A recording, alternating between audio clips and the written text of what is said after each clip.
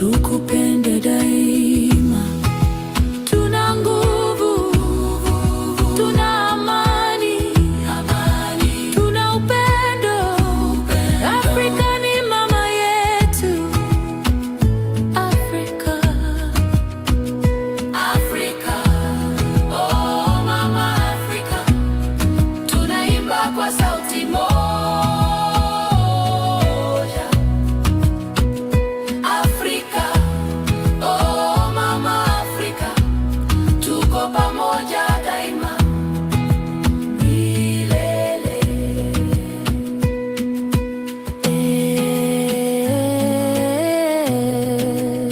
Afrika, mama yetu. Afrika,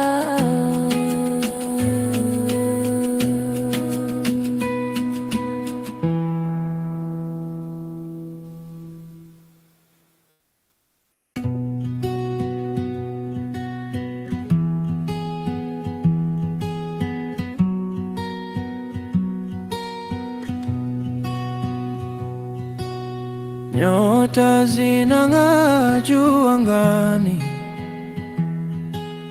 moyo wangu unasikia sauti.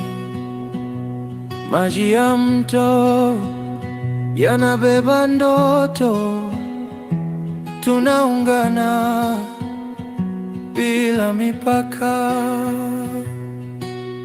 Tupo pamoja, tupo pamoja, moyo kwa moyo, hakuna tofauti. Tupo pamoja, tupo pamoja, upendo wa kweli unatuunganisha.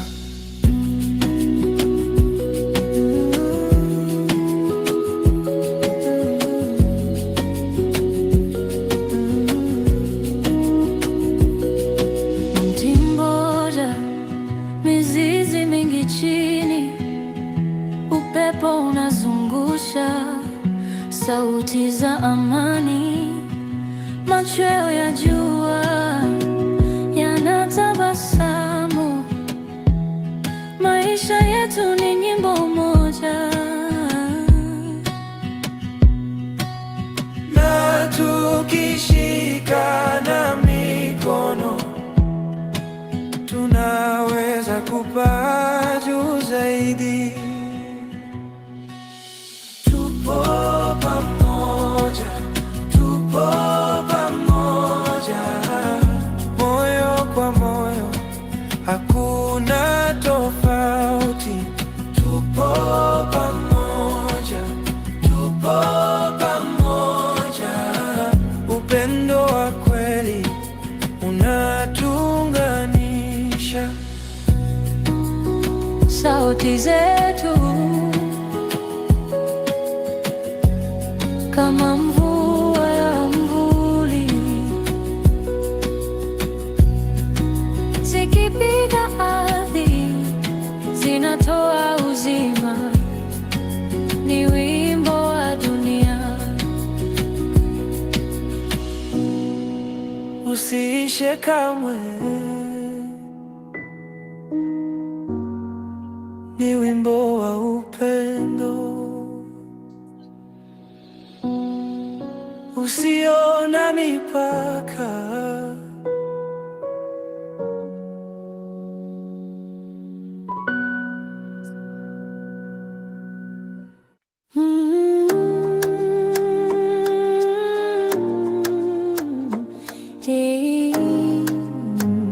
Nijipende, nijikubali, moyo wangu natosha. Nilijitazama kwenye kioo cha maisha, nikauona uzuri ndani yangu. Sauti ya hofu ikapotea mbali, nikasikia upendo ndani ya nafsi.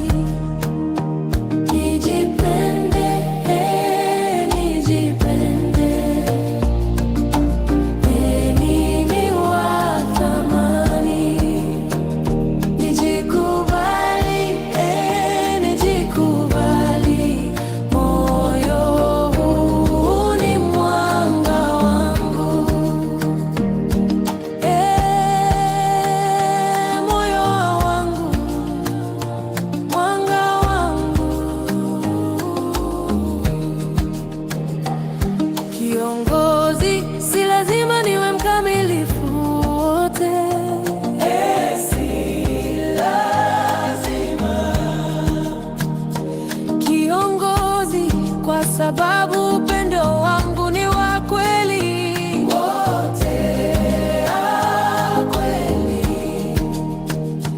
Kiongozi, kila doa langu ni hadithi yangu, wote hadithi yangu ya uzuri.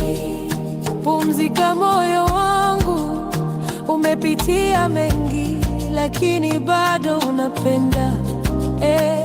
Mimi ninatosha, ninatosha, ninatosha. Moyo wangu natosha. Boa noite. Ninapenda, ninapenda, najipenda kwa kweli. Nossa, a 2 desse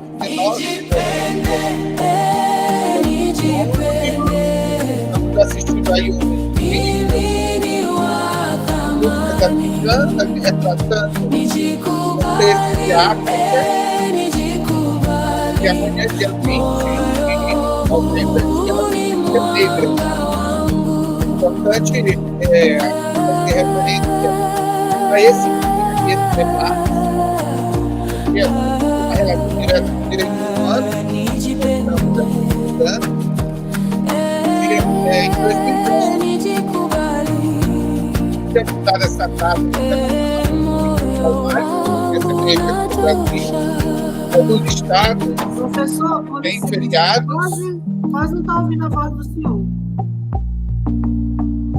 Em 2003, foi aprovada a Lei 10.639, tornou obrigatório o ensino de história afro-brasileira nas escolas, né?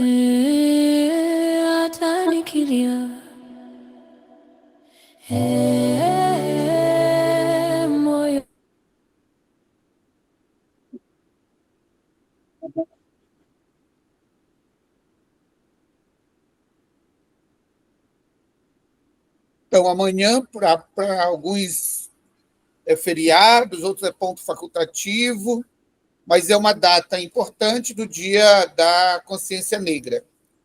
E nós estamos finalizando o nosso semestre letivo, o curso da nossa disciplina de Política em Direitos Humanos.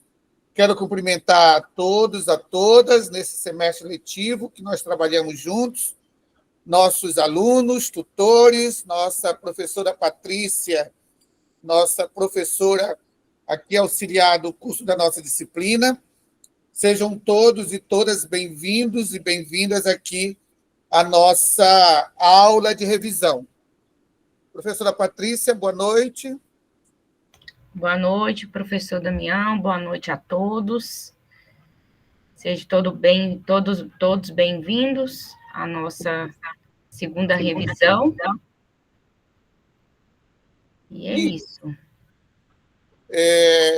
Quem mais tutores está chegando, que queira dar uma boa noite aí para todos nós, nossos alunos. Professor Ulisses. Olá, queridíssimo professor doutora José Damião Trindade Rocha. Olá, professora Patrícia, demais colegas de tutorias. Olá, alunos queridos e queridas. É um prazer estar aqui, professor, na companhia do senhor e de todo o corpo docente e discente que compõe esse curso, a qual a gente tem tanto carinho, né? E de já desejo uma excelente avaliação nos próximos dias. Um abraço para todo mundo e vamos juntos. Isso, obrigado, professor Ulisses, por estar aqui. Professor Ulisses, professor Jonas, professor Antônio da Silva, professora Pamela e professora Paula Cristiane, junto comigo, professor Damião, professora Patrícia e o professor José Fernando. Estamos concluindo o nosso semestre, essa disciplina de Políticas de Educação e Direitos Humanos. Comecei fazendo referência ao dia de amanhã, que é o Dia da Consciência Negra, uma data importante para a gente pensar em política de direitos humanos, não é? E, inclusive, nós, nessa nossa revisão, vamos tratar dos direitos, dos sistemas protetivos de direitos, vamos tratar da importância de política de reparação, como se diz, principalmente das pessoas que foram marginalizadas, violentadas, e por isso que a gente tem, inclusive, cotas, porque a história do Brasil, a história da escravização de pessoas foi um momento muito complicado e difícil na história da humanidade, com a diáspora de África vindo para cá e para os outros continentes, tornando as pessoas, colocando as pessoas, principalmente as pessoas negras, no trabalho escravo. É importante a gente pensar na data de amanhã, não só com o feriado, mas o quanto uma sociedade democrática, livre do racismo estrutural, livre da violência, faz com que nós tenhamos um povo desenvolvido e uma vida digna para todos, que é também uma das discussões que nós fizemos aqui sobre dignidade humana. Não se discute direitos humanos se a gente perder a nossa dignidade. E o racismo e todas as formas de violência é uma forma de retirada da dignidade da pessoa. Nós discutimos aqui que, inclusive, as pessoas que cometem crime, que estão custodiadas pelo Estado, mesmo assim, elas têm dignidade humana. Elas cometeram um crime, vão pagar pelo seu crime, mas não é possível que a gente use aqueles ditados, provérbios, ou haja, né, de fazer, como se diz, erroneamente, justiça com as próprias mãos. Né? Por isso, nós estamos estudando direitos humanos, por isso nós vamos falar dos sistemas protetivos, nós vamos falar da política de direitos humanos, nós vamos falar do Estado como aquele que é o garantidor de direitos humanos. Né? Então, como eu tenho feito em todas as revisões, eu gosto de trabalhar com a apostila na tela, para a gente olhar os temas, os assuntos. Eu grifo minha apostila todinha, vocês sabem que fui eu que elaborei, mas eu faço destaque de algumas questões importantes, e assim eu vou fazer também nessa segunda revisão. Que às vezes a gente constrói o slide com os assuntos da própria apostila, a gente olha o slide e não lê o texto completo. Então, eu quero aqui, mais uma vez, em vez de ir para o slide, mostrar o próprio material de apoio didático que está lá nas nossas rotas. Né? Todo esse material está distribuído nas nossas rotas. Então, veja, eu estou projetando aqui parte desse material, começando pelo sumário. Vocês têm esse material, estão nas rotas, mas eu quero aqui fazer uma memória do que nós viemos estudando durante o nosso curso, para a gente tratar das nossas 6 últimas rotas, que correspondem aos próprios capítulos da apostila, do material pedagógico, as 6 rotas que nós vamos tratar nesse final do curso. Nós já fizemos 6, começando com a discussão de dignidade humana como um princípio fundante de toda a vida humana e, portanto, dos direitos humanos. Falamos a perspectiva histórica dos direitos humanos, como as grandes conferências, os grandes documentos, os grandes tratados nacionais e internacionais foram acordados, e daí falar dos direitos fundamentais da pessoa humana. A gente até fez referência à nossa Constituição Federal, que é conhecida como a Carta Cidadã do Brasil, de 1988. Falamos da Constituição do Estado do Tocantins, que também é um documento importante, colocamos até questões na prova, quais são, né, professora Patrícia, professor Ulisses deve lembrar também, quais são as garantias que a nossa Constituição do Tocantins trazem como direitos. Falamos do Plano Nacional de Educação e Direitos Humanos, e agora estamos tratando, e eu vou fazer uma rápida consideração desses temas aqui, estamos tratando nessas rotas dos sistemas protetivos de direitos humanos, dos meios de comunicação na perspectiva dos direitos humanos, e aí eu vou enfocar bastante a questão dos haters, né? Quanto ódio nós temos nas redes sociais, quantas pessoas são ofendidas, mas também falar do ciberativismo, que é algo muito importante. Quantas pessoas negras, quantas instituições, quantas ONGs, quantos trabalhos sociais, é importante também a gente tem sendo divulgado nas redes sociais. Então, os meios de comunicação é uma forte ferramenta, a mídia, as redes sociais é uma forte ferramenta positiva também de engajamento na área de direitos humanos. Claro, com também muito discurso de ódio característico nas redes. Depois, os direitos das vítimas ao acesso à justiça, a reparação das violações de direitos humanos, a política pública de defesa dos direitos humanos no Estado Democrático de Direito, né? E nós só estamos discutindo direitos humanos porque nós temos um Estado Democrático de Direito. Vocês veem que nos países em guerra, nos países que estão em conflito, não, a grande questão é a violação desses direitos, né? O quanto essas pessoas sofrem, passam fome. A gente está vendo aí a guerra na faixa de Gaza, no Oriente como um todo, enfim, esses países disputando o território e a população sofrendo, né? Um país em guerra não tem direitos humanos. Às vezes, a grande discussão da entrada de caminhões com ajuda humanitária, distribuição de comida, de remédio, muitas vezes são atacados, as fronteiras são fechadas. Então, só tem sentido a gente falar de direitos humanos numa sociedade democrática. Se não houver sociedade democrática, não há garantia de direitos, né? Por isso que o crime de golpe de Estado, a tentativa do golpe é crime. Nós estamos vendo essa discussão no STF, né, sobre ataque à democracia, e muitos dizem assim, mas houve uma tentativa de golpe, não houve golpe. Mas a própria tentativa já é crime, porque se houvesse o golpe, não haveria mais o que fazer.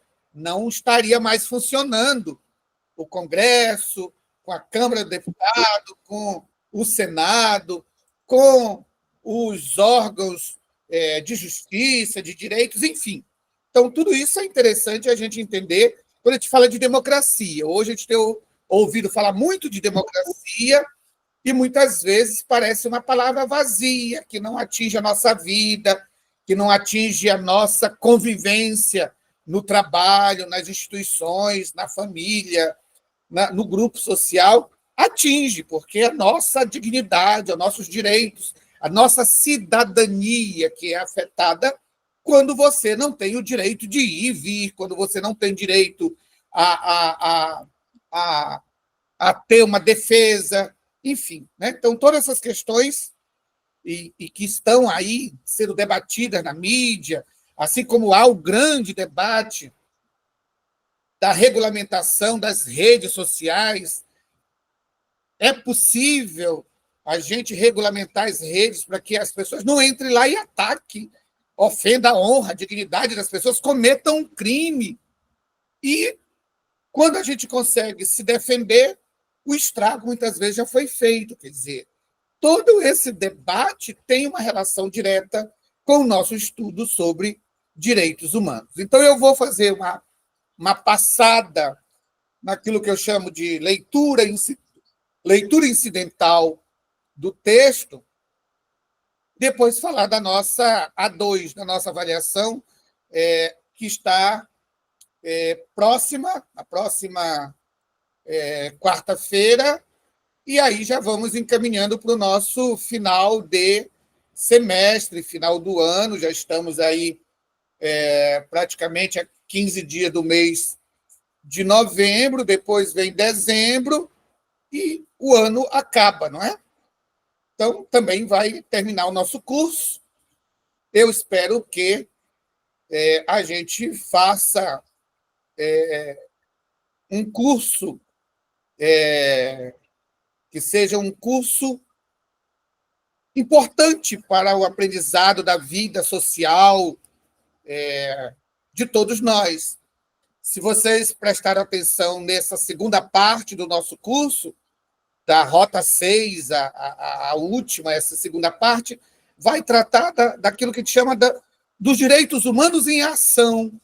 Né? Nós não estamos tratando mais da história, mais dos grandes pactos, sobre os grandes conceitos, sobre a dignidade, mas nós estamos tratando sobre a prática, a política de direitos humanos, começando pelos sistemas protetivos de direitos. O que são os sistemas protetivos de direitos? Né? Então, essa sociedade, aí eu estou passando aqui, que no final a gente entender que o Estado é a autoridade política na relação de governantes e governados, que o direito regulamenta as relações humanas mais essenciais do Estado, né? E por que é importante o Estado democrático de direito? Entender que o Estado é a autoridade política de garantia de direitos, porque senão nós viveríamos numa relação que prevaleceria a nossa vontade pessoal. A gente não sempre fala que a nossa liberdade vai até onde começa do outro, né? Então, é importante que a gente tenha parâmetros de respeitar os direitos fundamentais, os direitos civis, os direitos coletivos, né?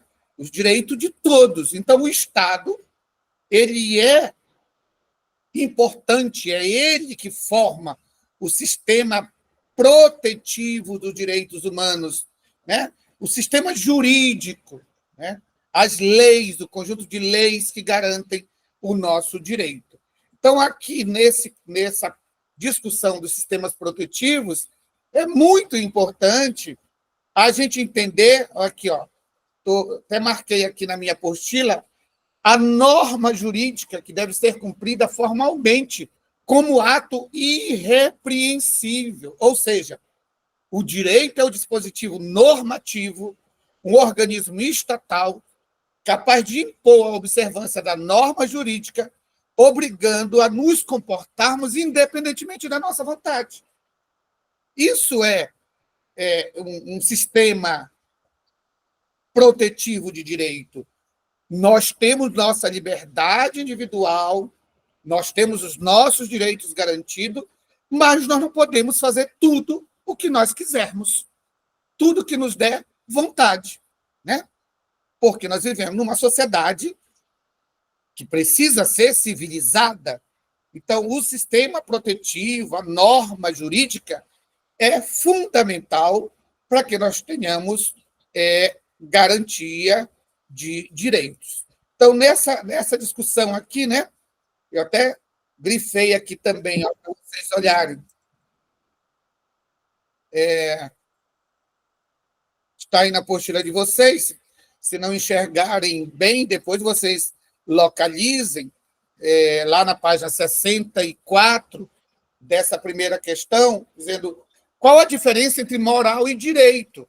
Se nós não podemos viver somente a partir da nossa vontade, há que ter uma diferença. Quando a gente pensa que o Estado ele é importante na garantia do sistema protetivo de direitos, isso para a gente diferenciar. Olha o que eu trouxe aqui de citação do Vasquez, que é um autor que trabalha com ética, que diz assim: algumas formas de comportamento humano, a criminalidade, a malandragem, o roubo, etc., caem na esfera do direito enquanto violam as normas jurídicas. E na área da moral, quando infringe normas morais. O mesmo se deve dizer de certas formas de organização social. O matrimônio, a família, as relações entre os cônjuges, outras relações entre o indivíduo, como o amor, a amizade, a solidariedade, não é objeto de regulamentação jurídica, mas regulamentação moral. Eu me relaciono com meus entes queridos, né? A gente faz homenagem para os falecidos, tivemos agora o feriado do Dia de Finados, a gente faz homenagem aos nossos falecidos, porque a gente chama entes queridos. Isso está no âmbito da moral, né? Ninguém vai regulamentar se você vai fazer homenagem a seu ente querido ou não. Mas, quando nós estamos falando do sistema protetivo de direito, nós estamos falando desse poder coercitivo estatal ligado ao Estado. Ao Estado.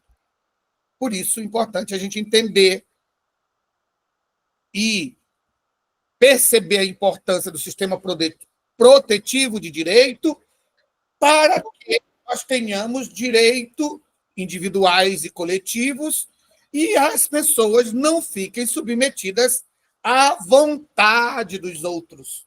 Ah, me deu vontade de bater em alguém, me deu vontade de assassinar alguém. É só a gente pensar no feminicídio, por exemplo, né, professor Ulisses? No grande número de assassinato de mulheres. Ah, qual é a justificativa?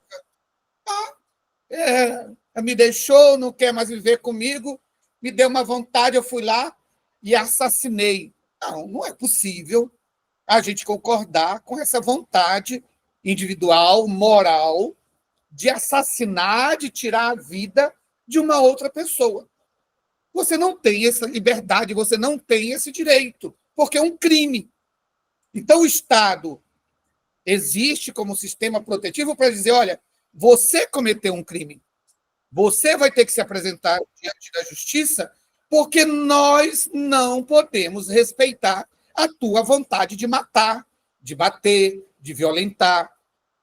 Então, é isso que nós estamos chamando de sistema protetivo e o papel importante do Estado nesse processo da garantia de direitos. Bem, vejam que aí eu até coloco esse diagramazinho para a gente entender como está organizado o sistema protetivo de direito e o nosso sistema de justiça, né? A justiça comum, a justiça federal, a justiça eleitoral, a justiça do trabalho, a justiça militar, né? Todas elas atuando como protetiva de direito. Então, eu coloquei aqui, na página 65, o Poder Judiciário brasileiro é composto por 5 órgãos, a Justiça Estadual e a Justiça Federal, que integram a Justiça Comum, e a Justiça do Trabalho, a Justiça Eleitoral e a Justiça Militar, que integram a Justiça Especial. E vejam que aqui no topo está o STF, o Supremo Tribunal Federal, onde esses casos, quem tem fórum privilegiado, como os parlamentares, são enviados para julgamento quando comete um crime, tem direito ao processo, ao trâmite julgado, né? Com todos os direitos dos advogados, da defesa, dos embargos, tudo isso, e depois não tem mais outra instância para recorrer. Vejo que nos outros tem primeira instância, segunda instância, né? O STF não tem mais outra instância recursal, por isso ele é a última instância.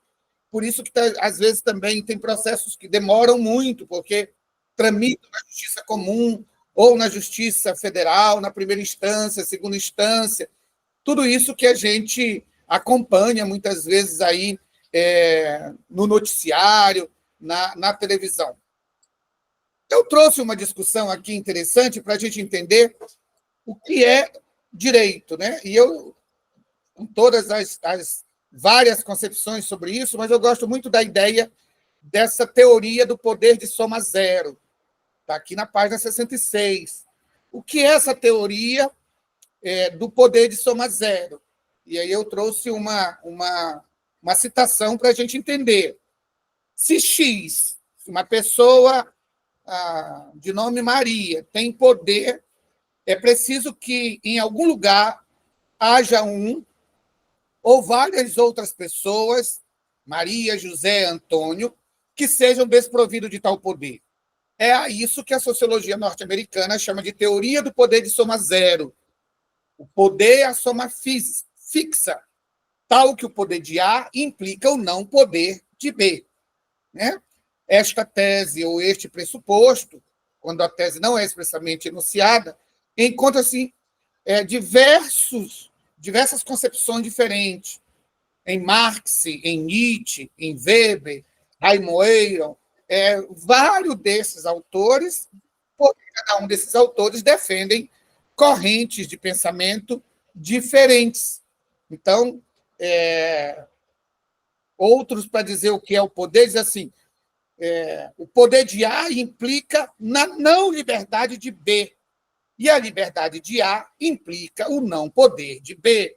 Isso para a gente entender como é essa relação de poder, numa perspectiva aqui bem sociológica, bem histórica, mas não trouxe aqui, mas se a gente pensa em Michel Foucault, um autor francês contemporâneo que morreu nos anos 80, ele vai dizer que o poder não é assim absoluto e coercitivo.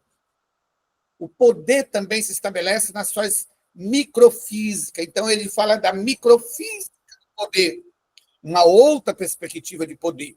Mas aqui nós trouxemos essas mais comuns para a gente entender a importância de quê? Do Estado, como poder público, o seu papel de garantidor da ordem pública através da lei e da força. Por isso que todo Estado tem as chamadas forças armadas, não é? Porque quando não se cumpre a ordem pública, geralmente esta ordem é cumprida de forma coercitiva através do poder das forças. Por isso que chama forças armadas. E por isso também que, numa sociedade democrática, não se tolera uma sociedade civil armada, porque a arma ela é uma imposição de punir o que a lei define como crime, né? Como crime, ou de fazer o Estado cumprir o seu papel dentro do sistema protetivo e garantista de direito. Então, vejam quantas discussões importantes nós temos aqui para discutir dos sistemas protetivos. E aí, para falar de sistema protetivo, nós temos aí um papel importantíssimo da Defensoria Pública, porque a Defensoria Pública, todos nós sabemos que para o direito não se garante compulsoriamente. Você tem a lei, mas você tem que reivindicar esse direito. Para reivindicar esse direito, nós temos que acionar um advogado, nós temos que abrir um processo para que seja julgado, para que esse direito seja garantido. De pensão alimentícia, de auxílios, de direito de herança, de paternidade, enfim, de todos os direitos que a gente conhece, né? E para aqueles que não têm condições financeiras de arcar com os custos desse processo, nós temos os defensores públicos.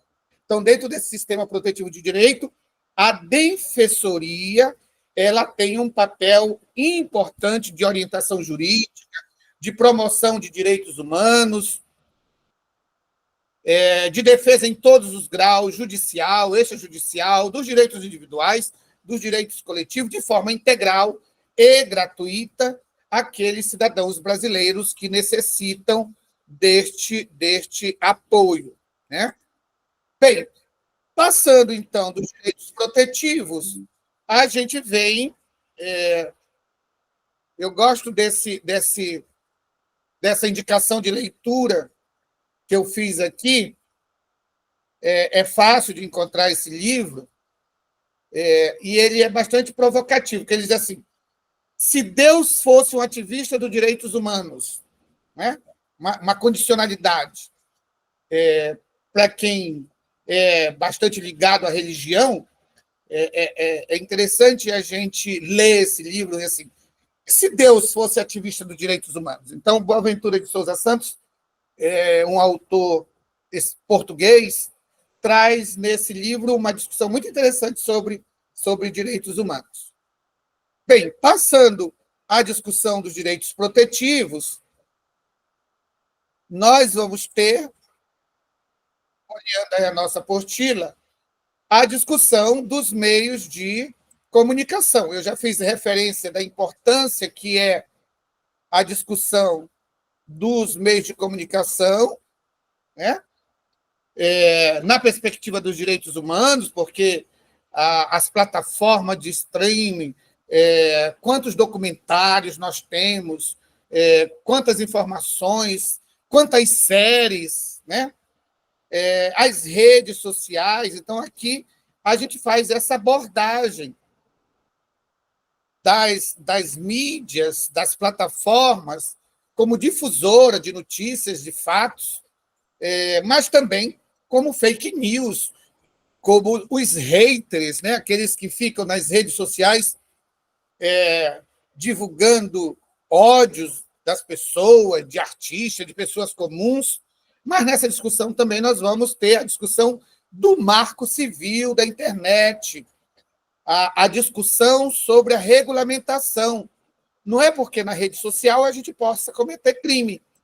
A gente não pode tudo. Então, aqui traz uma discussão importante sobre as redes sociais e depois uma outra rota só sobre o discurso de ódio contra indivíduos específicos e contra grupos, né?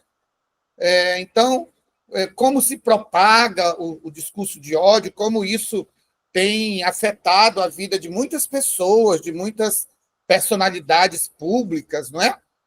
E aí, na página 91, eu trago as principais manifestações de ódio, de extremismo, que são enfrentadas hoje pelas pessoas.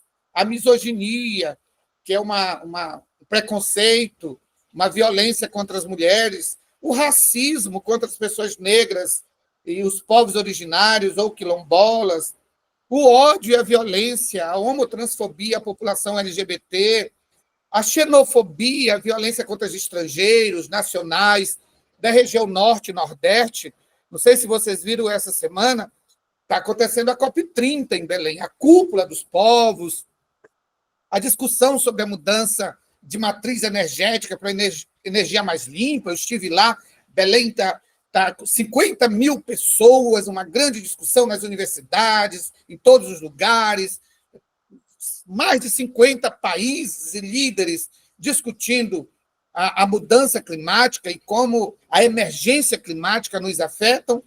E vimos lá também essa semana, no meio de toda a discussão importante, o chanceler da Alemanha dizendo que não aguentava ficar naquela cidade de Belém, talvez se referindo ao clima úmido e tropical da Amazônia, porque a gente transpira, a gente sua bastante, né? O quanto ele foi xenófobo, o quanto ele foi violento com a população paraense, com os amazônidas, com a Amazônia brasileira, de se manifestar numa rede social, me parece, como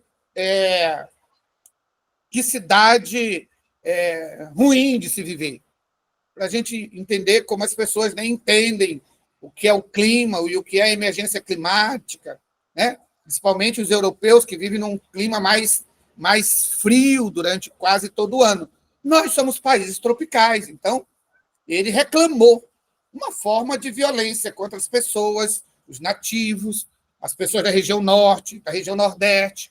Então, nós temos ainda essas práticas xenófobas, mas nós temos também o ódio e a violência contra as pessoas, comunidades pobres, de periferias, de comunidades, né? De determinadas regiões, a intolerância e o ódio contra as comunidades de pessoas religiosas e não religiosas.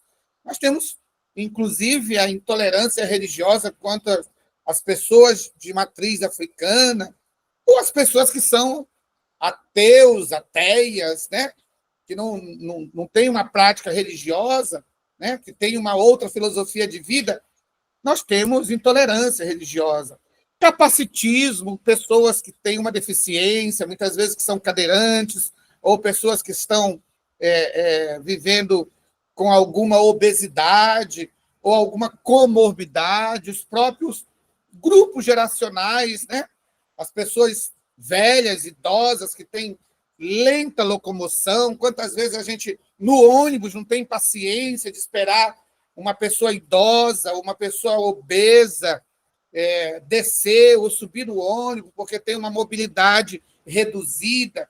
Todas essas discussões estão dentro da pauta dos direitos humanos. As pessoas têm o direito de viver em dignidade e de não serem violentadas por conta do seu sobrepeso, às vezes porque tem uma doença, porque tem uma incapacidade, e nós queremos que elas tenham agilidade de locomoção, rapidez, igual nós, que não temos nenhuma deficiência. Isso se chama de capacitismo, né?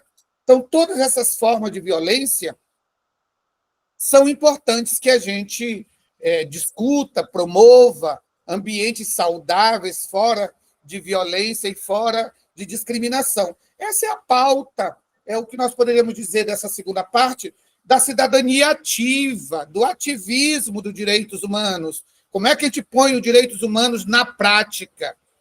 Vivendo e fazendo enfrentamento com esse tipo de violência. E aí, chegando no final da nosso material e das nossas rotas, nós temos os direitos das vítimas ao acesso à justiça.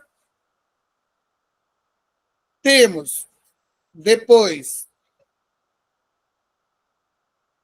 a discussão sobre... E aí eu estou passando aqui para vocês verem o material que estão nas rotas de vocês. As violações contra os direitos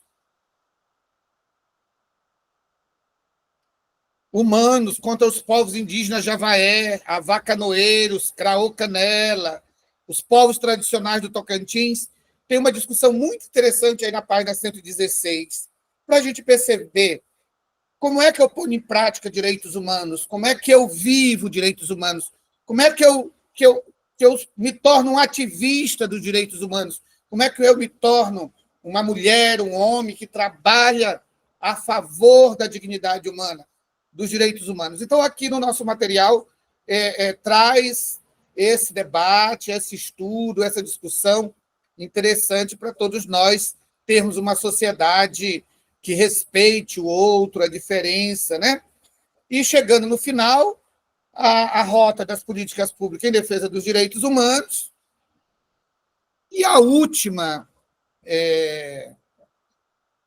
parte do nosso estudo e do nosso material e da nossa rota, a última discussão é aqui: direitos humanos e cidadania. Veja que nós abrimos o nosso material falando de dignidade humana. A dignidade é um direito inviolável. Repito, nenhum criminoso pode ter a sua dignidade violada. Ele cometeu um crime, ele vai pagar pelo seu crime, mas ele não pode ter a sua dignidade violada. Eu não posso deixar a pessoa morrer de fome no presídio, porque ele é criminoso.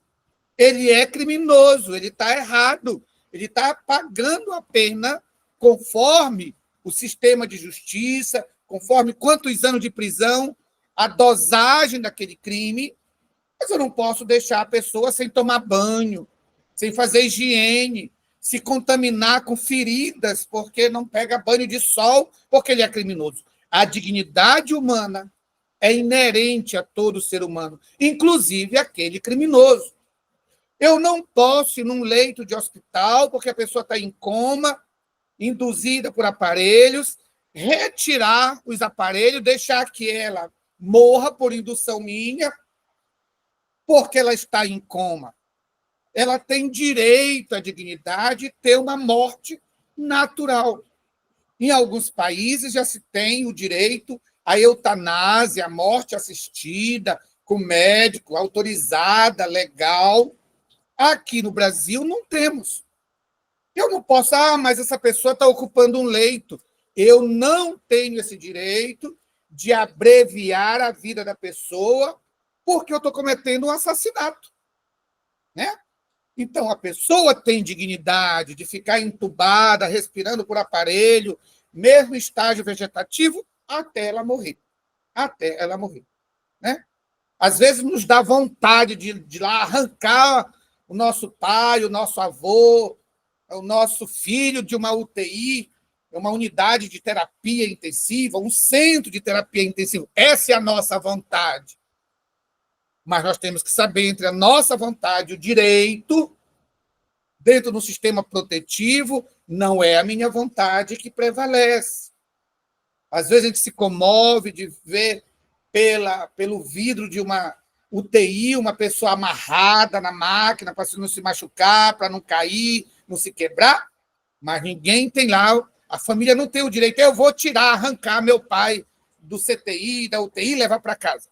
Não se pode, a pessoa está em estágio terminal, aquele é um procedimento científico e nós temos que defender o direito e a dignidade daquela pessoa morrer naturalmente. Né? E aí nós fechamos o nosso curso com direitos humanos e cidadania, uma discussão muito importante para a gente pensar, inclusive, que todo o Pacto Internacional dos Direitos Civis e Políticos é um documento de direitos humanos.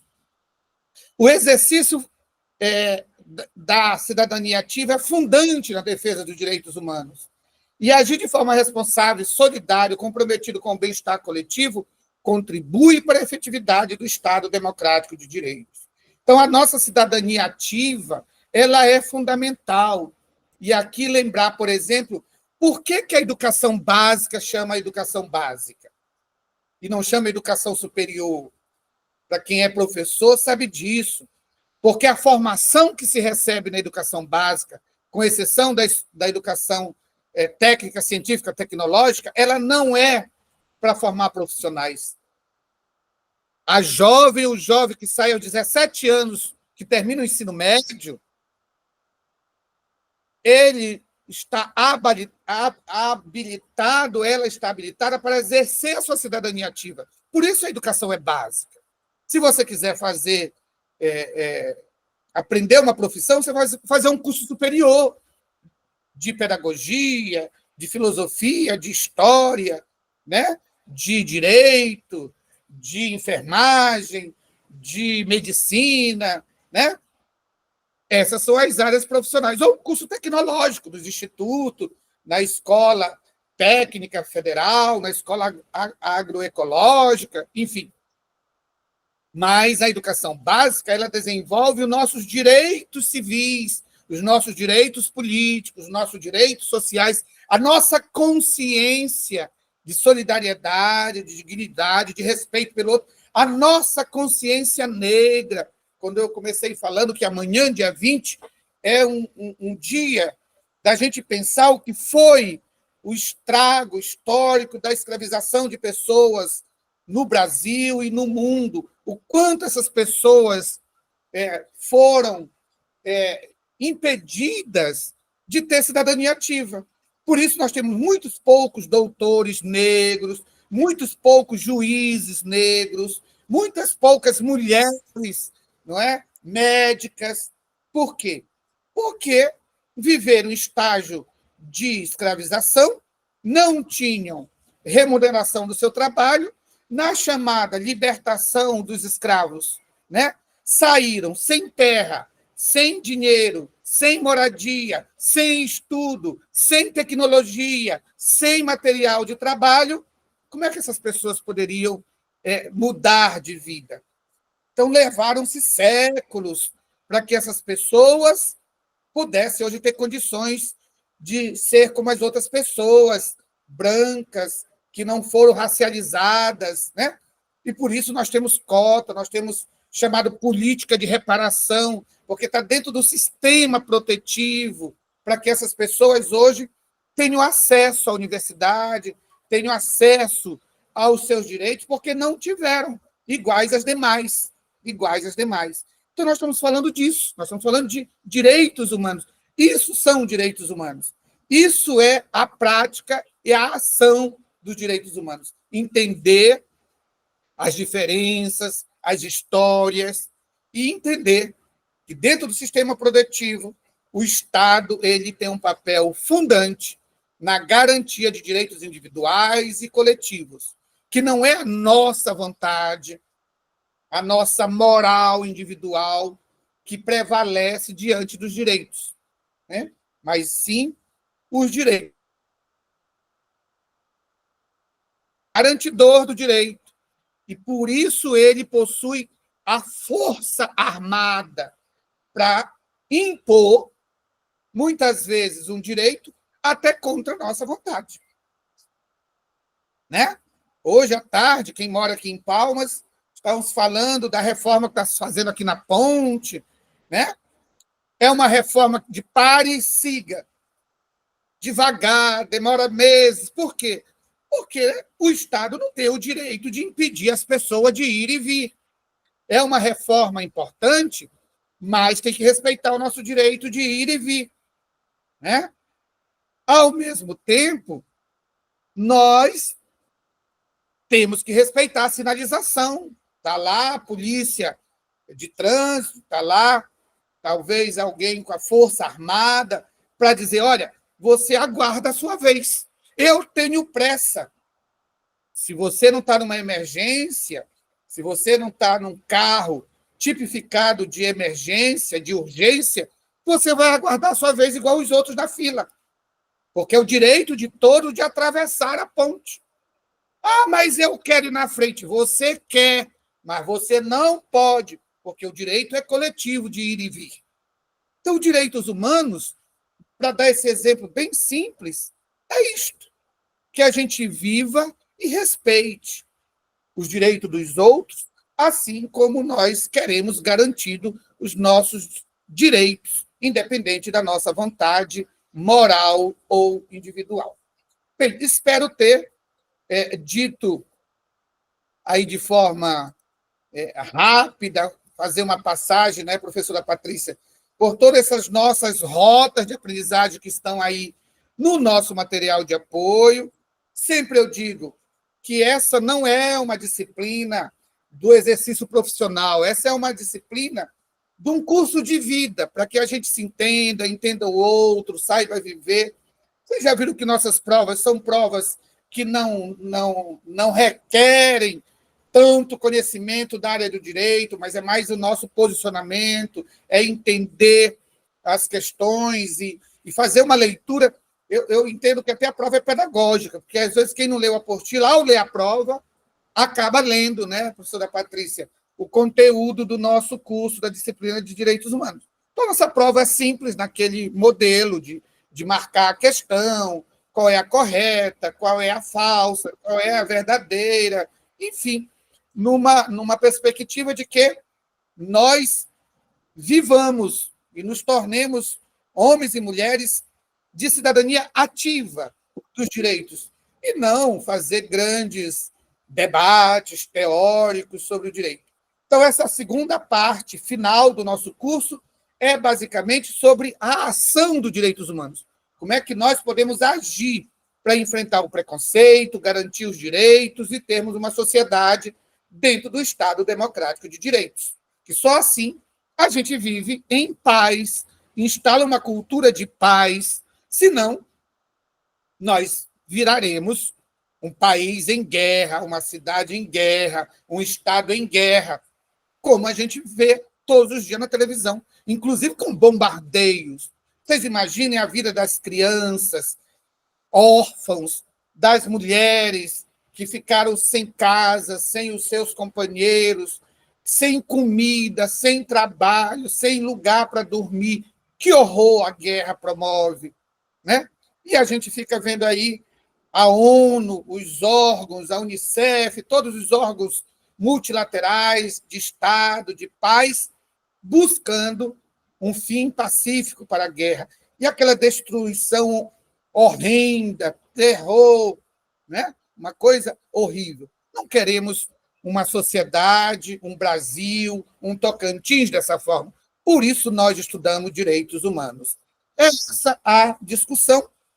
E aí eu abro aqui, somos 50 agora na sala, essa nossa aula vai ficar gravada, mas eu estou falando diretamente do nosso material, não estou fazendo aqui um discurso, estou lendo com vocês nossas últimas 6 rotas do nosso curso, mas abro aqui para quem quiser fazer alguma questão, que queira colocar aí no chat. Otávio está fazendo elogio, obrigado, Otávio, Raquel. Patrícia colocou aqui uma questão muito interessante, ninguém vale mais que ninguém, toda pessoa merece oportunidade, a humanidade começa no respeito. Nilda, várias questões aqui no chat, que depois vocês poderão olhar também. E aí eu quero saber se tem algum recadinho de Patrícia, se alguém quer fazer alguma pergunta, se algum tutor quer falar, se algum aluno quer perguntar. Fiquem à vontade nesse 3 minutinhos que falta para a gente encerrar a nossa aula de revisão. Falou tudo, professor Damião. Parabéns pela aula. E só reforçando sobre a questão das nossas atividades mesmo, tá? Sobre a data que está o encerramento lá, o prazo é até dia 1º/12, então ainda temos um espaço de tempo aí grande, mas ao mesmo tempo pequeno, né? Então é melhor a gente fazer para não deixar em cima da hora. E tá bem tranquila a questão das nossas atividades, não tem discursiva, só mesmo múltiplas escolhas, para realmente facilitar para os nossos alunos. E boa prova para todos vocês.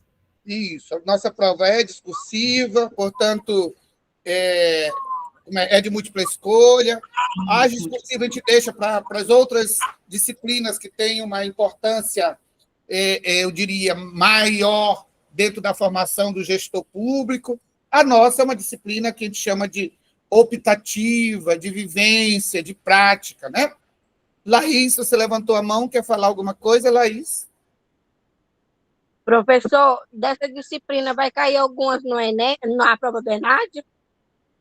Também. A questão do racismo. Veja que caiu na prova de redação do ENAD agora, foi a questão da velhice, né? Da questão geracional. Isso está dentro da discussão, eu acabei de dizer, do capacitismo, né? Quem lê a nossa apostila saberia responder muito bem, né? A importância da gente respeitar as pessoas velhas, idosas, o trabalho de gerontologia na área da medicina, mas o trabalho também na área social, de respeito, e a gente não ficar com capacitismo com as pessoas que têm baixa redução de mobilidade, às vezes baixa visão, né? Se vocês lembram, aqui na nossa Universidade Federal, tem um programa que chama Universidade da Maturidade. Eles vão, e elas, todas as tardes, lá para a universidade, tem uma sala deles, e eles discutem direitos, e andam todos de amarelo. O amarelo é uma cor, inclusive do trânsito, de chamada de atenção. Por quê? Porque o motorista, ao ver uma pessoa idosa de camisa amarela, ela vai avistar mais longe e vai ver que, muitas vezes, o sinal vai abrir e aquele idoso ainda não conseguiu atravessar a faixa de pedestre. Então, o amarelo é uma forma de dar ampla visualização para qualquer horário, à noite ou durante o dia, né?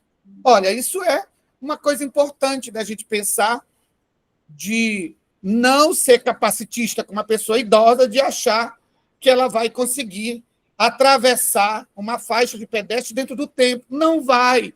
Nós temos que ter respeito, de esperar mais um pouco, para que ela, que tem uma mobilidade reduzida, de subir no ônibus. Então, essa discussão que nós estamos fazendo aqui são discussões que caem no ENAD, são discussões que caem em prova de concurso, porque hoje a agenda de direitos humanos ela é uma política de Estado do Brasil, das instituições públicas, não é?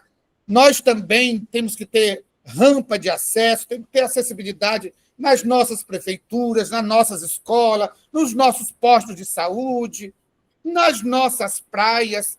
Por que não ter uma rampa para um cadeirante ir até a beira do rio, tomar banho, molhar o pé? Ele tem direito tanto quanto nós. Ele tem uma deficiência, ele tem uma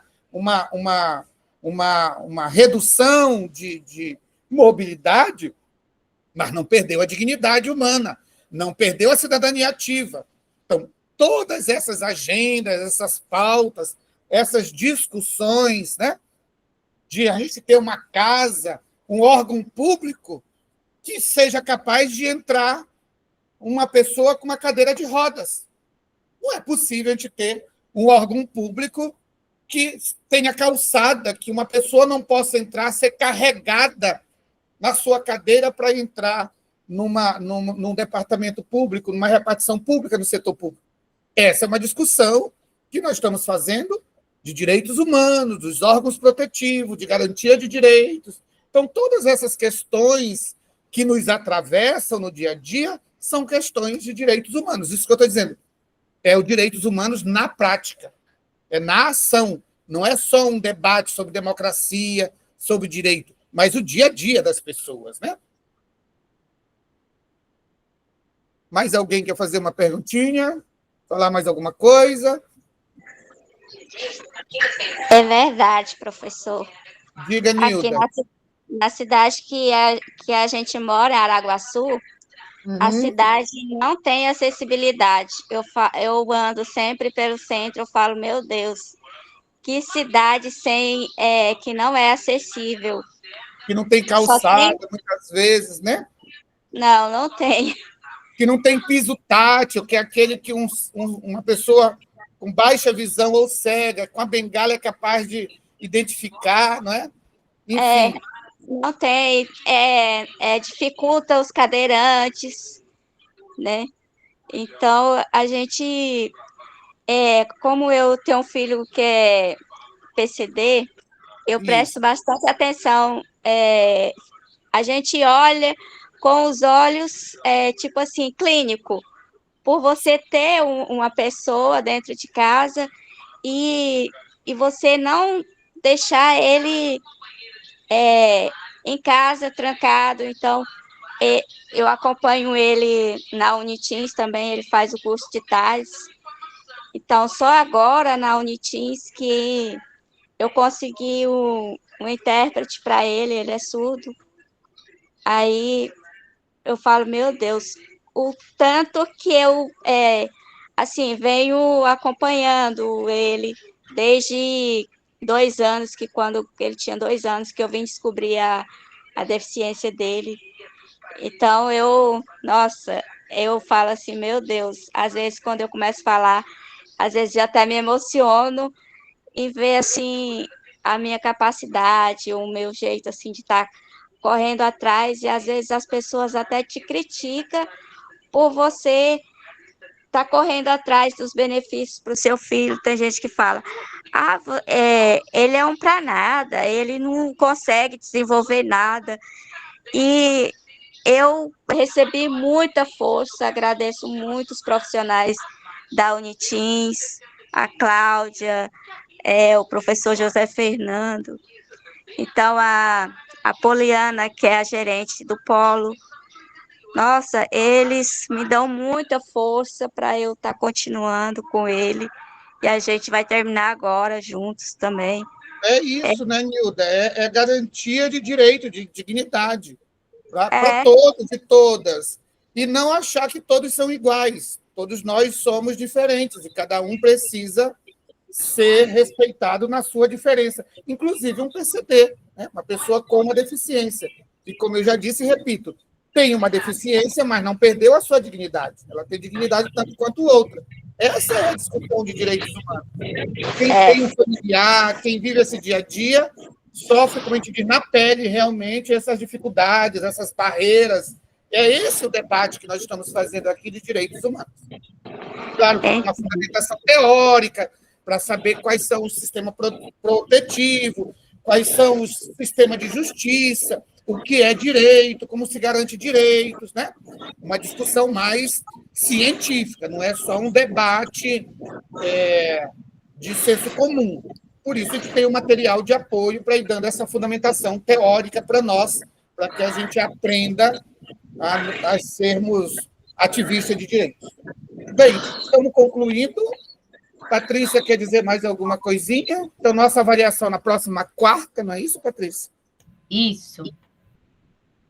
Dia 26. 26. Então, dia 26 é a nossa avaliação. Eu espero que vocês tenham êxito durante todo o curso de vocês de gestão, que a gente se encontre aí algum dia desses pelos municípios, se encontrando, pode me chamar, que eu faço questão de dar um abraço. A gente ficou muito aqui na aula síncrona, né? E esse é o nosso curso de Educação à Distância, mas quando me verem por aí, eu quero receber um abraço de cada uma de vocês, de cada um de vocês, tá certo? Muito obrigado e até o próximo encontro que nós tivermos. Obrigado, Patrícia, obrigado a todos os tutores, obrigado a todos vocês que se conectaram conosco aqui. Parabéns, professor, muito bom. Obrigado, querido. Muito bom, professor, a aula. Obrigado. Boa noite, pessoal, e boa prova. Boa noite. Boa noite. Boa noite, boa prova para todos.